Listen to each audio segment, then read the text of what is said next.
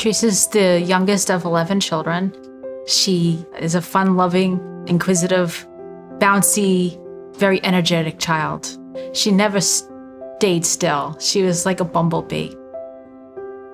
It started actually in May of 2014. I was in Florida, and she called me up and said, I hurt my leg today. And that's all it was. I hurt my leg today. So I did take her to a doctor, and he said it was a growth plate injury. July, she was starting to cry in the middle of the night. And then she fell one day in August, and I took her to a different doctor, and he found that it was a broken femur. But then she fell again, and I took her to the ER. And I just had something in my gut said something just really isn't right. And the x-ray was very different. It looked like something had bitten out of her bone, like a big bite. And that's when chills just went down my back. So we're not talking about a broken bone, are we? And he said no. And in September 2014, Theresa was diagnosed with osteosarcoma and her right femur, and with metastasis in her lungs.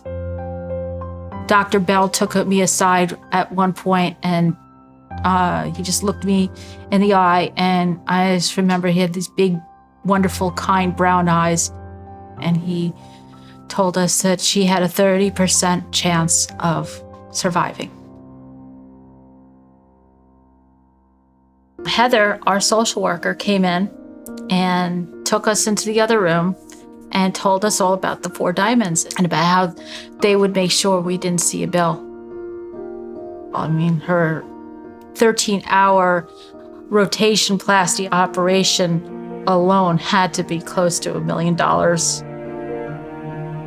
If the tumor involves a bone of the leg that's below the knee, or if you have to remove the knee joint in order to cure the patient, then what you can actually do is take the patient's ankle and reverse it around and use that hinge joint of your ankle as your new knee joint.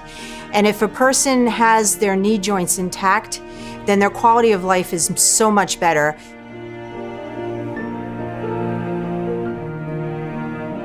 She just really was so brave, but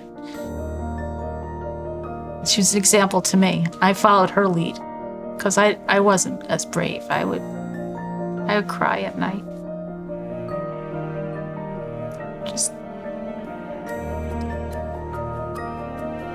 I just thought of that maybe I would have to bury her.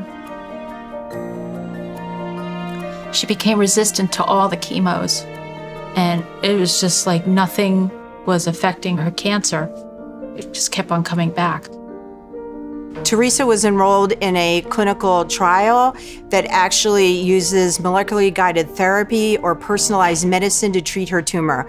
So typically, we tell the tumor how we're going to treat it, but in these types of studies, we are actually listening to the tumor itself and the patient's individual tumor. So here we are, and now I'm looking at a prepubescent child who is snarky and is wonderful, and she's just an amazing human being, and every time I look at her, I'm like, I get to keep her. I get to keep her. I can say without a doubt that the funding that has been raised by 4 Diamonds has saved children's lives and will definitely save children's lives in the future. There's so much more still to do and so many unknowns that without this type of support, we can't do it. They are people who really do want to conquer child cancer. And 4 Diamonds gives them the tools to do that. And I believe that they've been able to make great strides with Theresa and other children here. Theresa's a miracle. And that's what these people do. Thank you for being a partner in the fight to conquer childhood cancer.